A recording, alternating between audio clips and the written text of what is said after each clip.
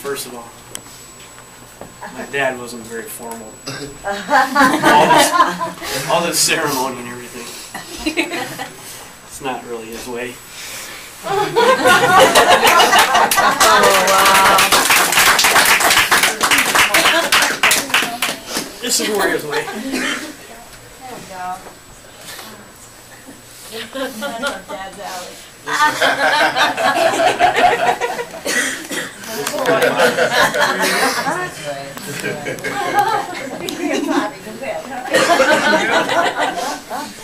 This is how we remember him. A little more hair, probably. Not much.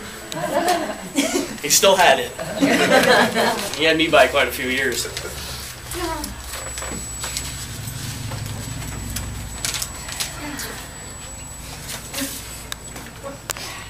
Well,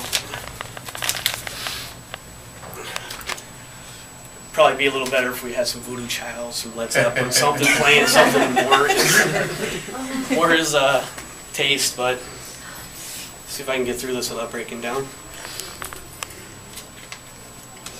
I don't know how many of you guys know this, but I only lived with my father for 6 years. 6 years. You know. Doesn't seem like long, but you learn a lot in those years. I learned most of what it takes, or what it took for me to be a man today. Thankfully, my mother realized that it wasn't going to be easy for her to control. At that age, the age of 13, she's figured I'd probably be better off with my old man. And I have to give him a lot of credit for taking on the challenge of dealing with me. After all, I already knew everything by then.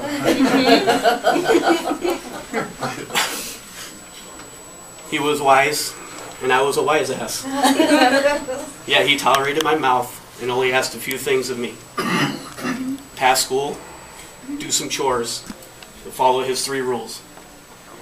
His 3 rules: don't lie to me, don't steal from me, and don't eat all his combos or something. I don't remember what the 3rd one was.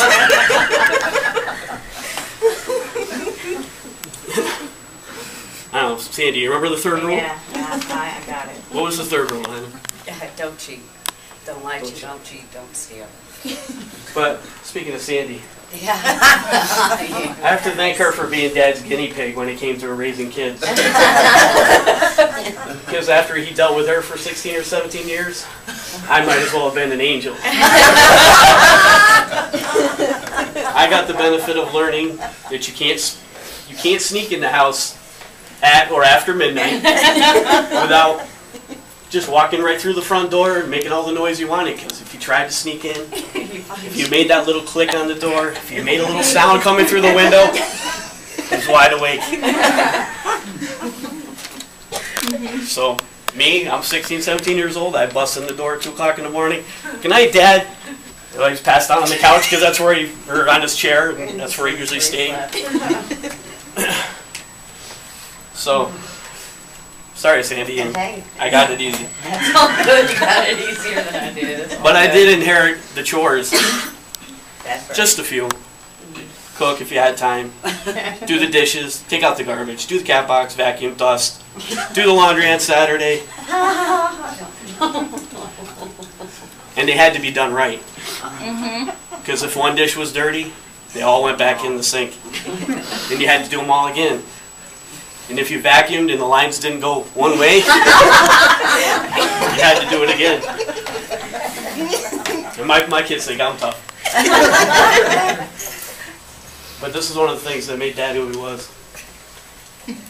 And, you know, along those lines, I remember going to work with him one day. And he was a mason, and that's not easy work. Probably why I'm not a mason. And I don't know how he did it. He wasn't a big man. He might as well have been Superman. So we spent a couple hours out in the freezing, putting this brick wall up. It was a garage or something. I don't know, back to somebody's house or whatever.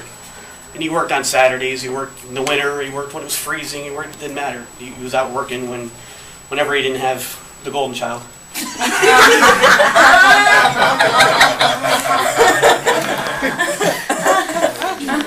So he would have these strings running back and forth. That was the plumb lines or something like that, and you had to, make the wall even to each thing, and each course you go up, you make it even.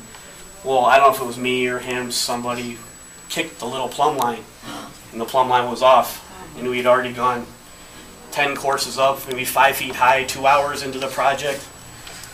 He realizes something's wrong, something's off. He fixes the thing, gets it all set, looks, the wall's off on one side by half an inch maybe. He said, "Dad, what's the big deal? Just, make it up in the next few things, whatever." He goes, "No, take it all back down." I go, "Are you kidding me?" I'm freezing, I'm hungry. He goes, "You know what? If you're not going to do it right, don't do it at all." Do it at all.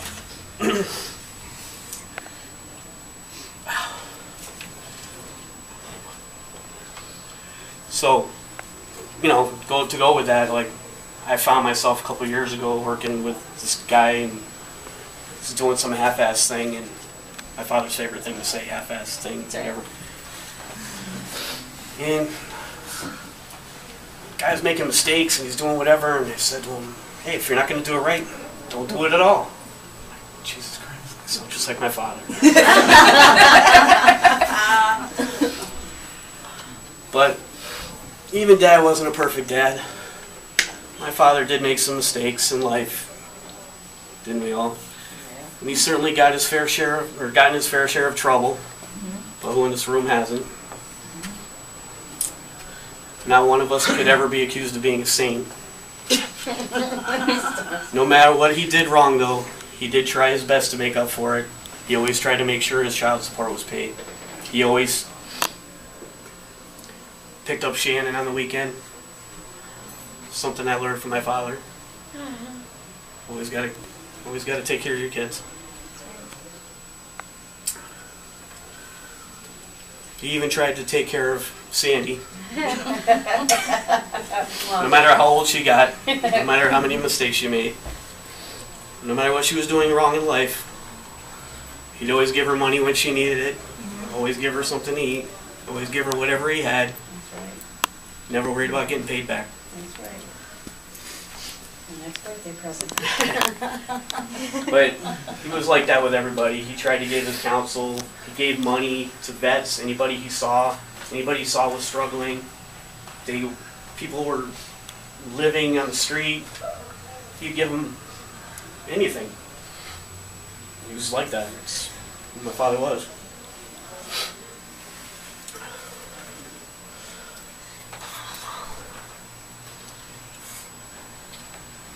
And he always had good advice to give. He always had something intuitive to say to anybody that needed advice. And he knew just about something on about everything.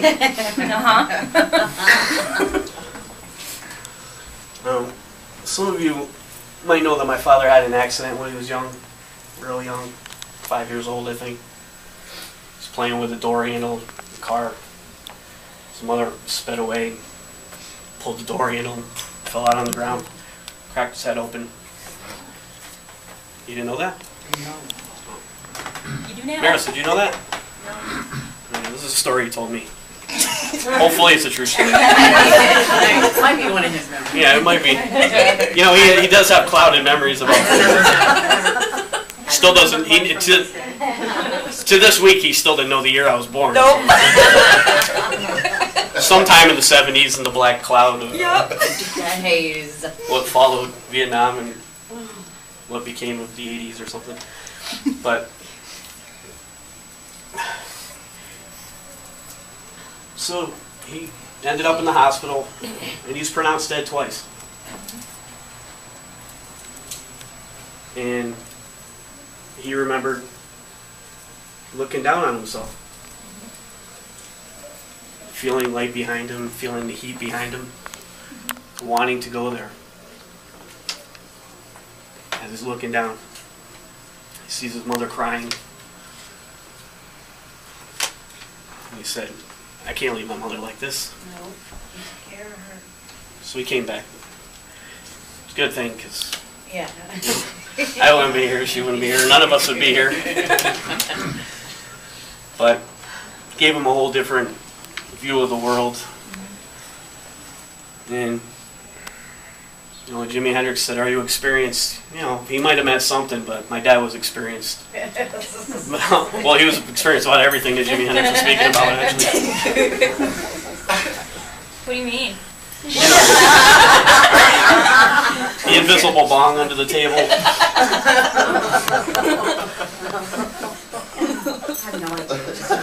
things that Jimi Hendrix put in his what is that called? I have no idea what you're talking about. The CD player, tape player. So I have to thank my father for a lot of things. First and most important to me, thanks for going to see my mother that night in May or June in 1971. She produced me. Hello. Now he knows the year. Thank you for my two sisters. Thank you for all your friends and family that added insight and guidance to my teenage years. Thank you for teaching me, with the help of Dave Tanner over here, That's right. what a lifetime of martial arts had taught him, for allowing me to grow through my adult life with my head held high and fearing no one. Thank you for teaching me about other philosophies, different ideologies, and opening my eyes to the hypocrisies of our democracy. Because we all live in this country and we know. It's nice to go through life with your eyes wide open, seeing things that your friends around you don't really understand. But I don't know. I have a lot more to say, but I was running out of time and I was getting tired. But I have to plagiarize myself a little bit, or at least say something that I had posted on my Facebook today.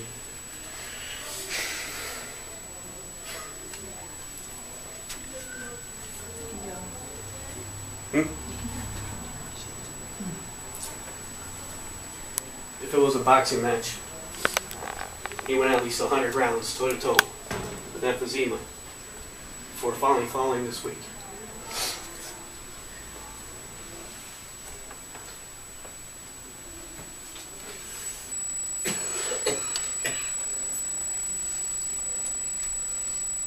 My sisters and I did not lose our father. My kids did not lose their grandfather. Nor did his friends lose him. We all carry his teachings and his philosophies with us every day. He's always right here. He will watch over us for the rest of our lives.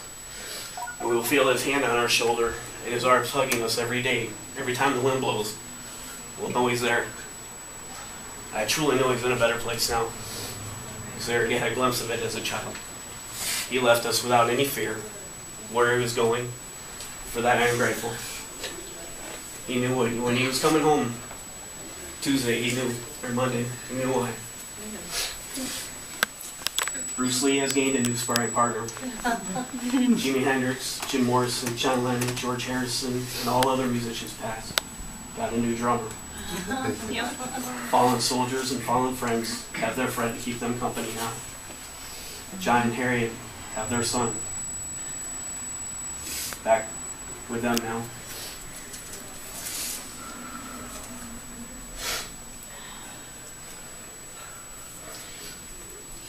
Like I said, we didn't lose him. He's just there before us. That's right. He's there to show us the way. He's there to be there when we get there. Make it easy for us. We love you, Dad. Rest in peace. Thank you.